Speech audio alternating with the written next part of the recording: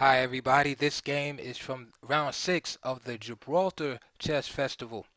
We have GM Vassily Ivanchuk, rated 2752 with the white pieces, versus IM Dragnev, rated 2492 with the black pieces. Here's an interesting game. Okay, Dragnev, international master. So Ivanchuk opened up e4, e5, knight f3, knight c6. Are we going to get a Roy Lopez? No, we are not. We are going to get a Scotch game. So e takes d4, knight takes d4. Of course, this can be played, right, known as the Goring Gambit or this move. But those openings are ancient, but they're good to play every now and then. But knight takes d4, knight f6, and even here, white has a number of options to go into the Scotch. Knight c3 can be played, and you kind of transpose into a four knights game. This is the Mises variation. Knight takes c6, b takes c6, followed by e5. Okay, not moving the knight right away, but first implementing this pin. This is all well known for 100 years or more. Queen e2, and now the knight is actually threatened. So the knight goes where? Right into the center. And knight d2 is played. c4 is another main line where you get c4, bishop a6, b3, and then you get moves like g6 for instance, and then you'll get the knight coming out to d2 as one of the main lines, and you also get this move as one of the main tabbies also. Note, this pawn cannot capture this knight right now due to this pin here. So let's return. The basic idea here, right, and again I'm giving you not extensive opening analysis but just the general philosophy and spirit of the position.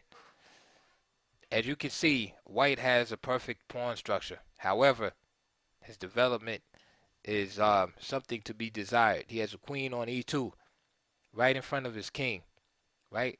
That's a net negative. He's blocking the bishop in. That's a net negative. So as far as his development is concerned, that's negative. That's the main um, um, downside of White's opening play here. But his positive is that he has a pawn on e5, and his pawn is taking space. As you can see, drive the knight away from f6 is taking a lot of space from black.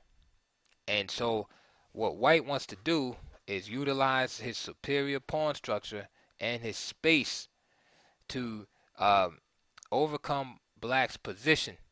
But the main weakness in this position is his lack of development. Black, on the other hand, has a slight lead in development, right? But his pawn structure is busted up somewhat. So not only is his pawn structure busted up, but he's suffering from a lack of space. So those are his two basic dilemmas. So one, he wants to destroy this e pawn, of course, right, to deal with this space dilemma. Two, he wants to use the open lines, right, that have developed as a result of his pawns being shattered and his lead in development to become very active in attacking white's position. So he wants to use his activity, right, to compensate for his bad pawn structure. And white is trying to consolidate his position. Black wants to continue to confront white with threats in the position so that he cannot develop properly. If white is able to consolidate and get to an endgame, white usually always has a superior endgame over black in these positions. So black has to use all his activity and play with great energy in order to keep white in an awkward state where even though he has a good pawn structure, he can't quite get his pieces developed properly, and black stays always on, in a threatening posture. So this is kind of the general fight that goes on in this opening. It's the activity versus the pristine pawn structure and the space advantage by white. If you want to learn more about the Scotch, look at Gary Kasparov's games in the Scotch. He kind of resurrected this opening in his 1990 match against Anatoly Karpov. I believe he won one game and drew the other game, but this caused a firestorm and brought the Scotch back into play, and it's been seen ever since. So again, Ivanchuk has the white pieces, and let's see how play went. So knight d2, and this will probably transpose into the lines I just mentioned with c4, etc. g6. I did simply to bring the bishop here. After all, the queen is blocking the dark square bishop. And again, I told you one of the main objects of black is to get rid of this pawn. There is c4, so we see a transposition of move order. Now, this is one of the options black has. He could have opted for this pin here, but this is also an option, is to attack this queen right away. Okay, so Dragnev plays knight f4. Again, the activity is very important for black. Queen e3. And now the knight is on e6. So here's a blockade situation set up. So this pawn becomes immobilized and now is subject to attack. There's b3. Again, notice how long it takes white to consolidate his position. He has a beautiful pawn structure, but his pieces are awkwardly placed. And so he needs time to consolidate. And this time that black is supposed to use to attack the white position. So there it is, some pressure on the e pawn. Ivanchuk plays bishop b2. Castles for black. So far so good. Knight e4. We're looking at these squares again. This pawn on e5 is a very serious thing here. Now, what do you want to do when you have a lead in development? You want to open the position. You want to start a fight. When you have superior numbers, you want to start a fight. You want to start a conflict. So we see we got all of these pieces ready to go, right? White is castled. Black is castled. He's ready to go. The white king is still in the middle, opposed to the queen. So you want to start that fight. So this d5. If he takes en passant, then he loses a spearhead at e5 and opens up the e file.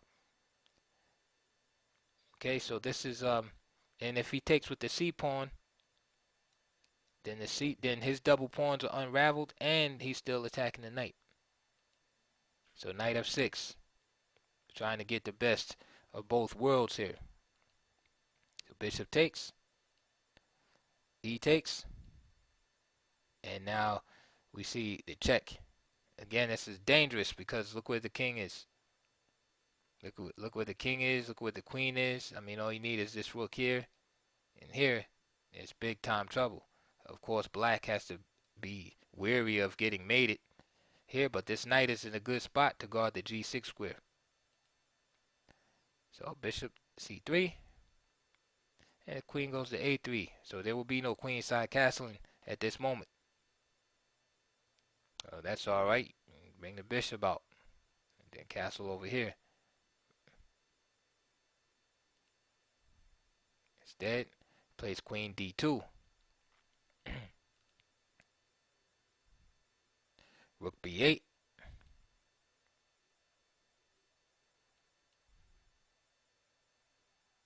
The problem with this move, rook e8,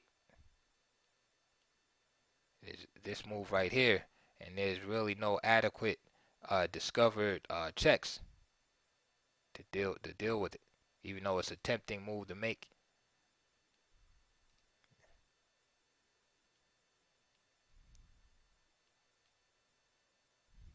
and that's good for white. So you see rook b8 guarding this square and stopping this idea. So bishop b2, and now the queen returns to d6, and now Ivanchuk castles queenside. So Ivanchuk has done a good job of, getting his pieces out. Now all he has to do is bring this bishop out somewhere, and then he'll be pretty much fully developed. Just take care of this bishop and rook. This pawn is established here, which is dangerous, and so he's looking pretty good. Black is doing okay for his part. Is he staying pretty active? So I would say the game is pretty much equal. Um, Nobody has gained like a big advantage as of yet. But if you want to give a slight nod to white because he has a better pawn structure, two bishops, you can do that. But black is not doing too bad here. It's still a fight. So rook d8. And Ivanchuk plays g3. d4. So now we see the attempt to gain space and shut down this bishop and possibly even win this pawn at some point. Okay, so the queen is here on h6, and of course he can't mate right now, but say after bishop h3 and bishop captures on e6, then mate is a real possibility. The more immediate threat is just to capture this pawn here, because then the knight, say after, for instance, rook takes, like if white can move, say if after rook takes, for instance, knight takes, then the defender of g6 is lured away. So now we see queen e5, which kind of rectifies that situation now, because now you can capture with the rook, and this pawn is attacked at the same time.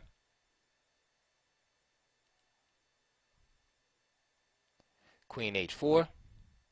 So this move is kind of basically a defensive move by Ivanchuk, and it kind of shows he lost a little bit of the thread in the position here, because he played this move. Perhaps he should have continued his development, possibly maybe playing a move like bishop h3 first, disconnecting his rooks. Perhaps even a move like f5, and then continuing with f6 at some point. It's interesting. He played this move, and it's kind of just showed to be a waste of time. e5 is basically a refutation of that idea, and then it forces Ivanchuk to come back, and now the queen is a little bit misplaced there. Now c5 is played, and it looks like a good logical move as it shuts down this bishop permanently and supports this pawn permanently here. However, queen a5 has to be considered as it's a direct attack on this pawn here. For example, if bishop takes d4, and of course simply just rook takes d4, and if rook takes d4, then you have queen c3. Okay, so that's out of the question to capture that pawn. So that leaves the defensive move, king b1.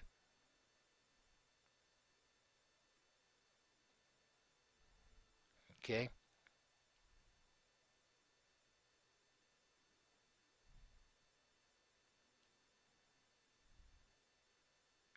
Then say after rook d6, bishop h3,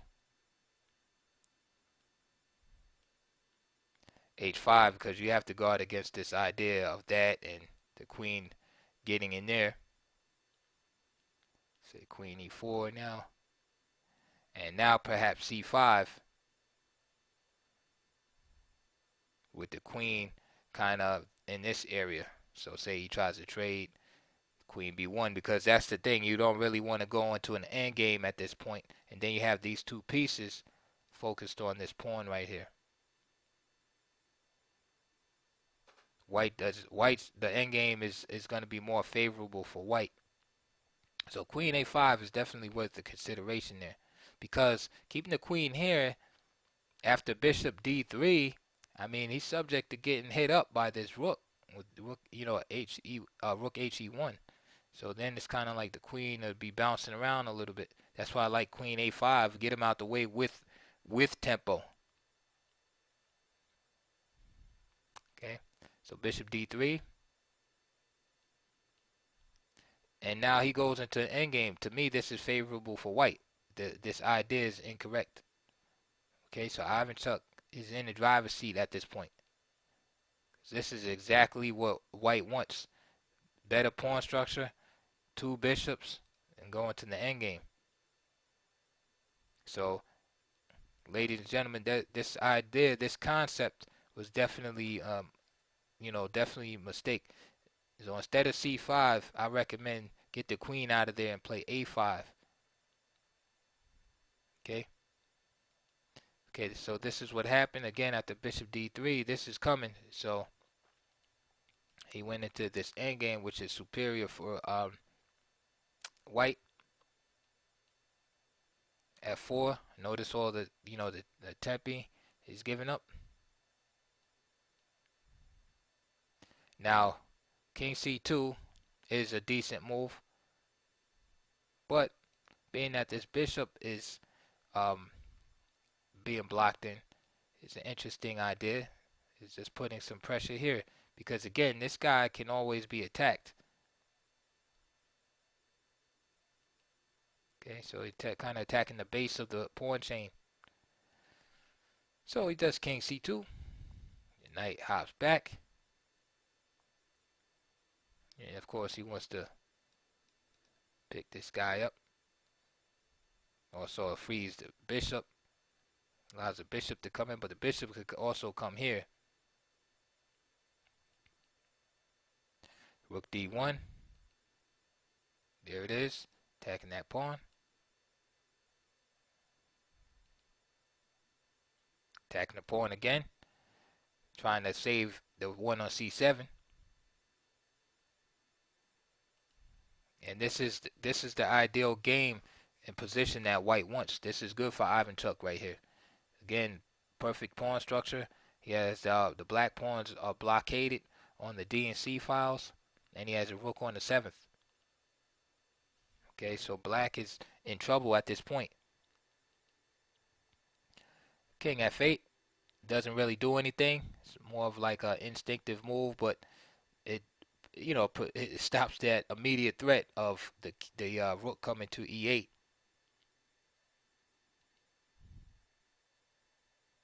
f5 by Ivanchuk. It's busting open the position. And now bishop c1. Great move. We know that this bishop was white's worst piece. And now it's just threatening to invade. Right? He can pick up this pawn at some other time. Right? He wants to invade the position now. So there it is. Knight takes f6. Finally gets that e pawn. And Ivanchuk takes the c pawn. And he wants to move this other rook up here. So rook a6. Eyeing that pawn. And Ivanchuk is very close to winning here. He plays bishop h6 check. Also bishop g5, just pinning this knight is a good move. It's hard to deal with that. So he checks. King g8. And now Ivanchuk plays rook e7. And unfortunately, this is a blunder. Now Ivanchuk is a friend with time trouble. A few rounds ago, he had lost on time. Okay, he thought he made the time control, and he was one move behind. And this right here is an instinctive move that a lot of players would make, because you always hear about doubling the rooks on the seventh rake. It looks so natural, and from this position, if you had 5 or 10 seconds to think about it, you know, it just seems like a natural um, thing to do. It's just basically doubling up on the seventh rank with the double attack on the a7 pawn and the double attack on the g8 pawn. And just to let you viewers know, at this point the clock shows that Ivanchuk only had 31 seconds left, and Dragnev had International Master Dragnev had 1 minute and 51 seconds. So I can see Ivanchuk blitzing out moves here. So he plays Rook E7, and if you want, you could pause the video right now and try to find the tactical refutation that the International Master found here over the board while he himself was in time trouble. So I'll give you a few seconds on that. Okay, so you paused the video, you thought about it, you set the pieces up on the chessboard or what have you. Hope you found 98, which saves, which totally turns the tables. The rook is trapped. Where's the rook going? The rook is gone, right? Ivanchuk is going to lose the exchange here. This rook is here. Okay. Now this bishop is hanging all of a sudden, and the rook has nowhere to go either. Just like that. Look at it again from this position. the knight is blocking the rook on a6, the action to this bishop right here. Okay, so with one move, it creates this double threat here and here. Okay, and this is what turns the tables with this blunder from Ivanchuk. So instead of rook e7, just simple bishop g5, just putting this pin on, maintains a clear advantage for white. After rook takes a2 check, then just king b1 is good enough. He has to return to a6 to protect this knight. Remember, the knight is pinned, so he's attacked here by the king, so he has to go back. And then black can just start picking off stuff. White can start picking off pawns himself. Okay, and then say after king g7, and the rook just goes back. Okay, so he has a clear advantage here. White should be able to convert, but instead, Ivanchuk made this blunder. 98 happens, and so he has to give up the exchange. He preserves his bishop, but the rook gets snatched off the board. And now Dragnev starts pushing back with his newfound initiative. And just like that, Ivanchuk's position just literally fell apart. Okay? You just see the obvious attacking moves coming into play.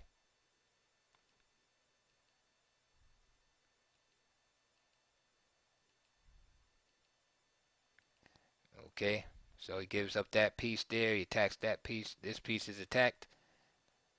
Ivanchuk struggles on. And it's just going to be very difficult to survive with these rooks rampaging down on the first rank.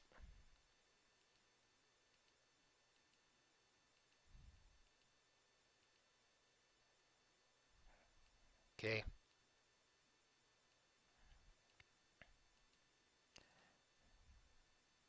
And Dragnev being very careful here.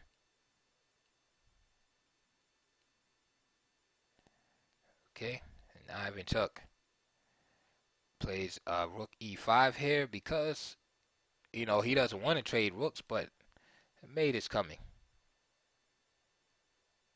Okay, and this is why IM Dragnev played rook to e6 just to threaten mate. He didn't try to defend this pawn. Kept his rook active. So after that, king g6, it forces him to trade off the rook, simplifying the position even more. And with this king stuck back here, and black's king free to roam, it's just too much for Ivanchuk to be able to hold the position. He just keeps him bound to the first rank, and the king does all the rest. And at this point, Ivanchuk resigned after king f5. So that was some game right there. You got to see the Scotch. You got to see the good side of the Scotch played from the white perspective. I mean, Ivanchuk played a model game up until he blundered with rook e7, and then the game just turned. So that's how it goes. We've all been there.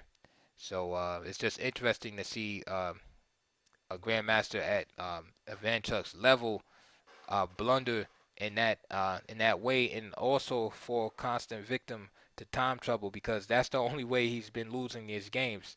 Is like I said, the first time he lost, it was on time, and then again he made a time related blunder.